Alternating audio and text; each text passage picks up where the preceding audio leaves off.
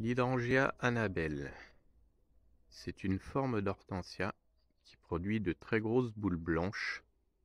Dès le mois de juin, elles passent du vert au blanc, puis redeviennent vertes à l'automne.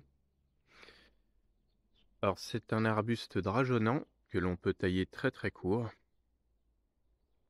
presque à ras du sol, mais je ne conseille pas spécialement cette pratique puisque ça le rend beaucoup plus sensible aux ravageurs comme les escargots et les limaces. Je conseille de le tailler à environ 40 ou 60 cm de hauteur. En dimension, il peut atteindre entre 1 m et 1,80 m. Tout dépend l'entretien, le sol, la fertilité du sol, l'humidité. Il préfère les sols frais, mais tolère aussi les sols modérément secs. Les boules de fleurs sont immenses. Elles peuvent dépasser les 20 cm de diamètre. Aujourd'hui, on trouve une nouvelle variété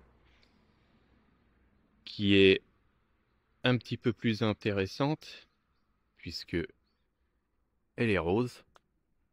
C'est la variété invincible, mais les couleurs s'estompent un petit peu plus vite. Elles semblent faner un peu plus vite.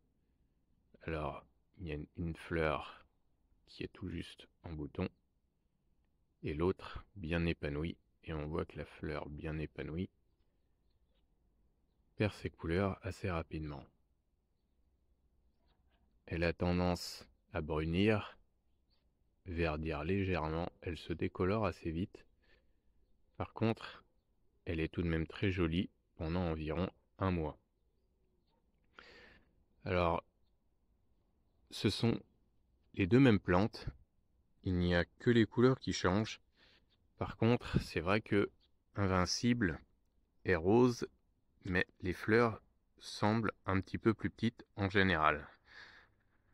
Les boules blanches seraient un peu plus fortes, un peu plus grandes. Et d'ailleurs, si on compare la taille des fleurs,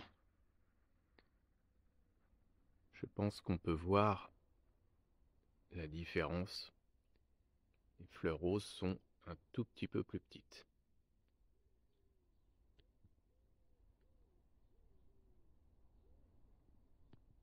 Autrement, ce sont presque les mêmes plantes, même dimension, environ 1,50 m. Même entretien, même feuillage. L'Hydrangea annabelle peut être placé au soleil comme à l'ombre. Au soleil, il aura tendance à souffrir un petit peu plus de la sécheresse, bien sûr. L'idéal étant l'ombre ou la mi-ombre. C'est une plante qui fait beaucoup d'effets de loin. La floraison est assez durable, mais la plante a un feuillage très tendre. Alors c'est une plante qui est un petit peu fragile,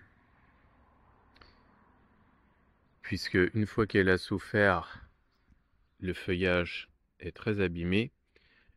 Elle n'apprécie pas spécialement la grêle et elle a tendance à se faire dévorer, comme ici.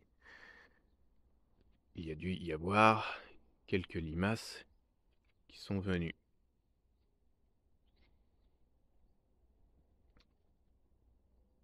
Je pense qu'on peut faire de très beaux massifs avec l'annabelle et l'invincible.